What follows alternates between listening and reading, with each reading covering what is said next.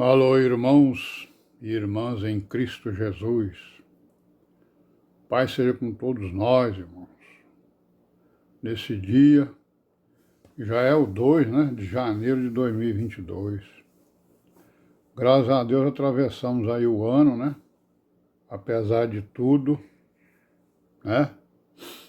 Apesar de todas as vicissitudes aí, da nação, da cidade, do povo, E amém, E estamos aqui firmes em vigilância, em obediência, procurando aí as veredas direitas, das virgens prudentes, graças a Deus, Pois é, irmão, ontem deu um problema aqui na gravação, Aliás, na verdade, não foi ontem, não, foi antes de ontem. Mas foi resolvido só ontem. E aí ontem eu, publiquei aí 2 vídeos aí que eu estou falando sobre o perdão, a importância dele, Perdão é a paz de espírito, irmãos? Conforme nós vimos aí nos escritos. E graças a Deus, que nós temos esse entendimento, ensinado primeiramente pelo Senhor Jesus, contido também na lei, de Moisés, a lei lá dos Hebreus, como mandamento, e nos evangelhos, no Novo Testamento todo aí, até vimos aí que o Senhor Jesus, no primeiro discurso dele em público, já falou no perdão, a importância do perdão. E tem outros textos, também são importantes. Tem um que diz que se o teu irmão pecar 7 vezes contra ti, e ele vier a ti pedir perdão, você deve perdoá-lo. E alguém teria perguntado para o Senhor Jesus 7 vezes? Aí o Senhor Jesus diz para ele o quê? Não 7 vezes, mas 70 vezes 7, Todas as vezes, Amém, Graças a Deus. Então, o perdão é a resolução de problemas, irmãos? Problemas espirituais, problemas do espírito, É aquilo que você, joga para o passado, digamos assim, como esquecimento, Que é o que o Senhor Deus faz, Quando Ele perdoa e quando Ele perdoou. É isso? E amém, Irmãos, então, hoje é o primeiro domingo do mês, de janeiro, primeiro domingo do mês de janeiro, primeiro domingo do mês do ano, de 2022. Deveríamos hoje estar reunidos, o ministério, mas não está sendo possível, Houve aí um problema aí, que tem uns problemas aí que estão nos impedindo de termos essa reunião. Mas é isso mesmo, são as vicissitudes da vida, Graças a Deus por isso, mas isso não nos impede, de tirarmos um tempozinho e meditarmos sobre o ministério, por exemplo, Por que nós fazemos reunião de varões ou reunião do ministério? O principal objetivo é que nós possamos, atingir a unidade do ensino, a unidade do entendimento, a unidade da palavra, porque às vezes eu leio um texto e entendo diferente de outro irmão e vice-versa, então nós temos que dialogar para ver qual é o verdadeiro entendimento que é, digamos, aprovado pelas Escrituras, Nós temos que ir atrás de comparações dentro das Escrituras para exatamente identificarmos qual é o verdadeiro sentido de um determinado trecho das Escrituras ou de um versículo,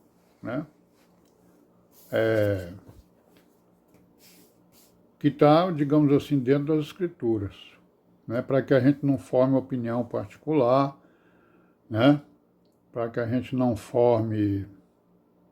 absorva, doutrinas estranhas, não absorva ensinos estranhos, né? Que é o que existe por aí.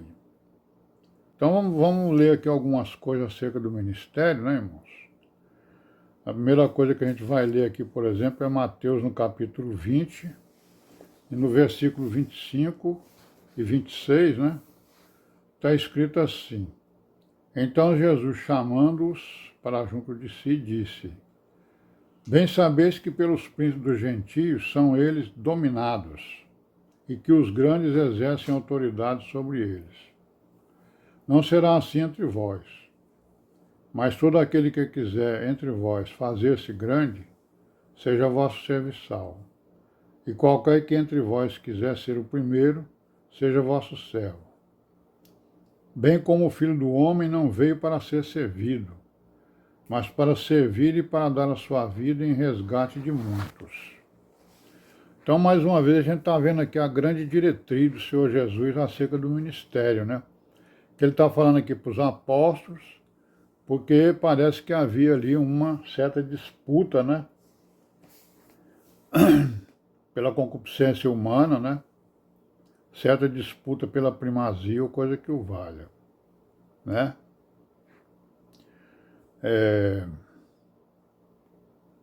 Ocorreu aí, né, o pedido lá da mãe dos filhos, a mãe dos Zebedeus, né?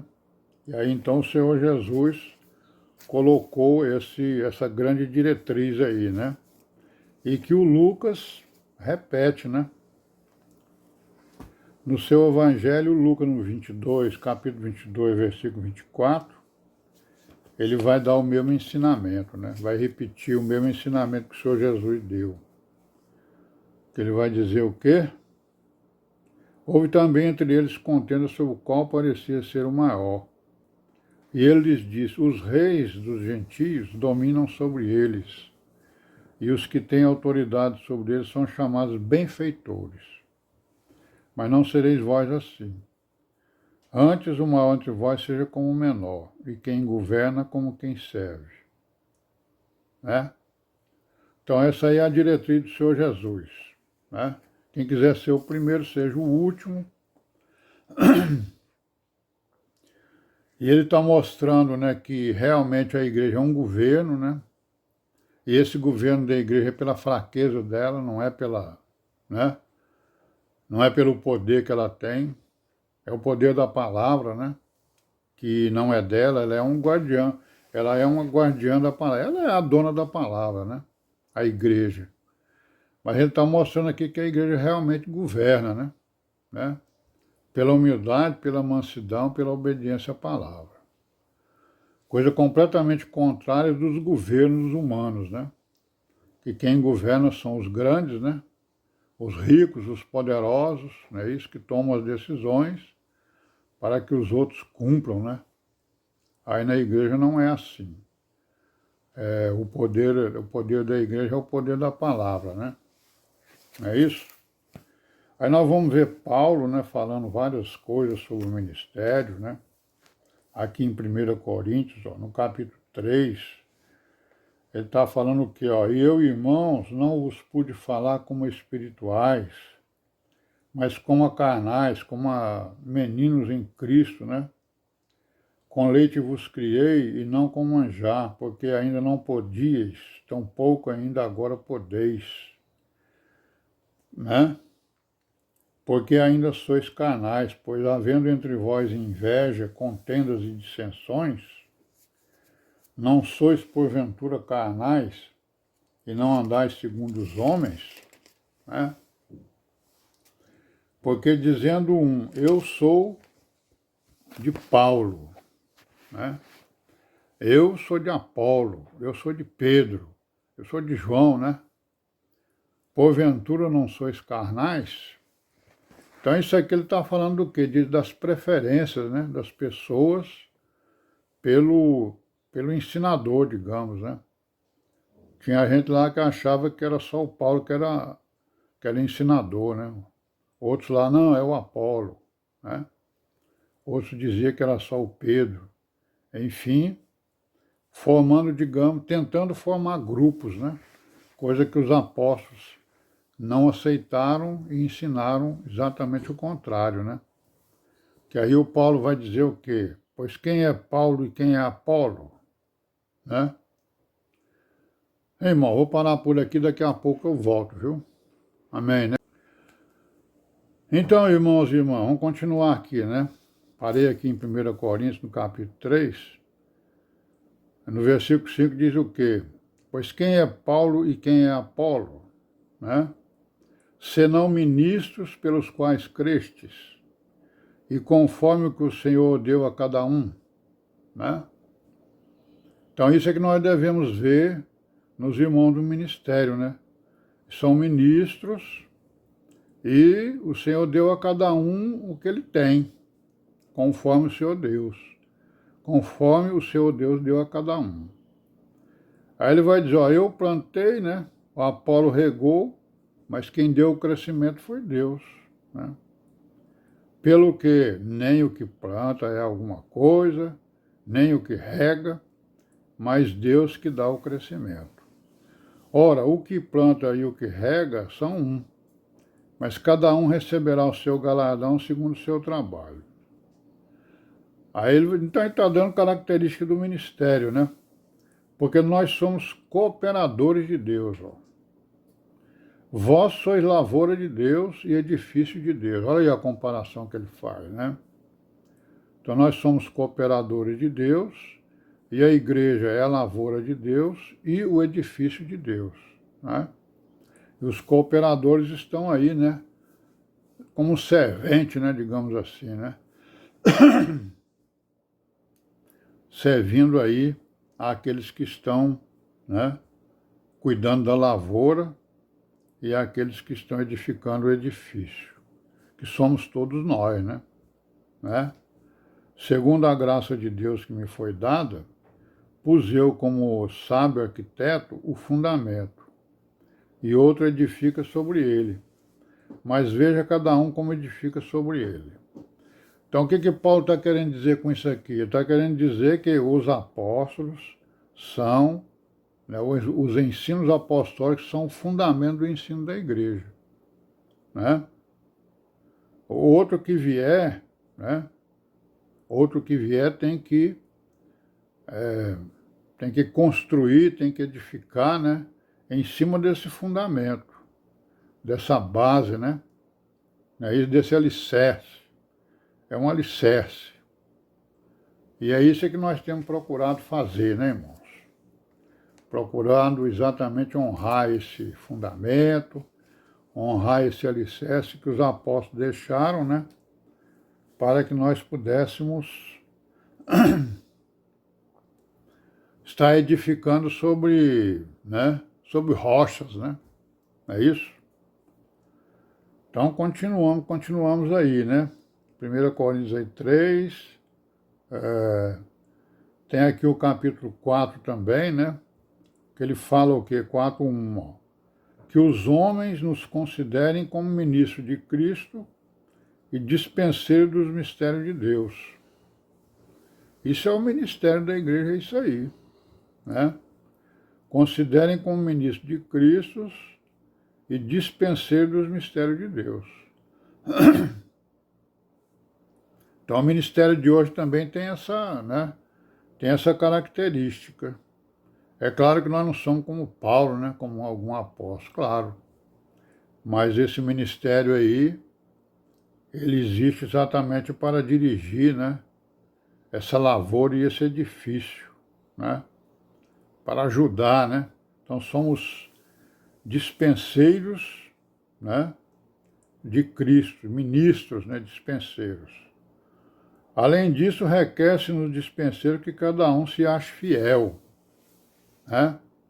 Então isso é uma exigência que Paulo está fazendo aí, que a palavra faz. Cada um, né, que faz parte do ministério, que ele se ache fiel ao fundamento, né? Se acha fiel ao Senhor Jesus, se acha fiel aos escritos, e não vá procurar por aí, né, ensinos, né, que são ventos de doutrina.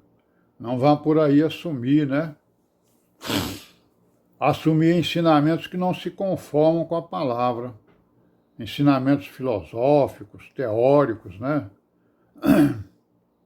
Ensinamentos religiosos, são muitos, né? Mesmo porque todos nós viemos de religiões, né? E lá a gente tinha as nossas opiniões.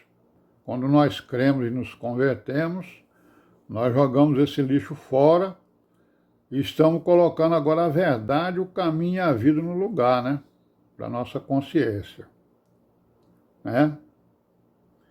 Então, irmãos, é isso que Paulo está aí, né? Porque alguém estava questionando o ministério dele também, né? Ah, e esse Paulo aí, né? Ele fez isso, fez aquilo outro, né? Participou lá da morte dos irmãos lá e tal, né? Então ele está respondendo aí à altura, né? E ele coloca, digamos assim, em determinadas horas ele coloca esse fundamento como uma rocha irremovível, né? Ninguém pode chegar e colocar outro fundamento. Ele diz isso em vários locais, né? O fundamento é esse, porque esse fundamento não é de Paulo nem de Pedro, né? É do Senhor Jesus, que disse que também que não era dele, né? Que era do Pai, né? A palavra que veio do trono da majestade. E amém, né? E graças a Deus por isso. Pois é, aí nós vamos aqui para a primeira de Timóteo, né? No capítulo 4 ao 6, né? No capítulo 4, versículo 6, que Paulo escrevendo a Timóteo vai dizer o quê? Olha, Timóteo, propondo estas coisas aos irmãos, serás bom ministro de Jesus Cristo, criado com as palavras da fé e da boa doutrina que tem seguido, né? Então é como se ele estivesse escrevendo não só para Timóteo, mas para todo o ministério de todos os tempos, de todas as igrejas, né? Vamos propor essas coisas aos irmãos. Que coisas? Os ensinos apostólicos, o fundamento, né? O alicerce apostólico. Porque propondo estas coisas, serás bom ministro de Senhor Jesus Cristo, né? E aí ele vai dizer no versículo 7 o quê? Rejeita as fábulas profanas e de velhas, e exercita-te a ti mesmo em piedade, né? Rejeitar as fábulas, os mitos, as mentiras, né? Não é isso? As meias-verdades. Por isso é que Paulo diz lá também, né? Examinai tudo e retende o bem, né? Porque nós temos capacidade para examinar, né? Certo? O ministério tem capacidade para examinar. É preciso que a gente tenha muito discernimento nessa hora, né? Porque às vezes eu posso não ter uma estrutura boa e querer examinar coisas que eu não devo. Porque eu vou examinar e vou começar a fazer o quê? Absorver determinadas teorias e filosofias que são contrárias à palavra. Aparentemente, né? Aparentemente tem alguma verdade, né? Mas na profundidade a gente vai ver que não tem, né? Porque o diabo, quando tentou a mulher, ele não falou mentira, não. Ele falou algumas verdades, né? Não é isso? Não, rapaz, você não vai morrer, não. E, de fato, eles não morreram, né? Foram morrer 900 anos depois, né? Mas eles estavam mortos espiritualmente diante de Deus, né? Não é isso? Então, meus irmãos, é somente isso que a gente queria falar, né? Aí para todos nós, para nos lembrarmos aí desse dia, né? Desse primeiro domingo e do que o ministério deseja com essa reunião do ministério. O que nós queremos é exatamente isso, né? É nós aprofundarmos os nossos entendimentos, procurarmos, né, ver aí o que está acontecendo no mundo também e ver o que a palavra está dizendo sobre todas essas coisas que estão acontecendo. Não é isso? Nós estamos vendo aí, né, situações e situações, notícias e notícias, né? E a doutrina está aí viva, né? Mostrando para nós os acontecimentos. Amém, irmãos? Pai seja com todos nós, né? E até amanhã, se Deus quiser.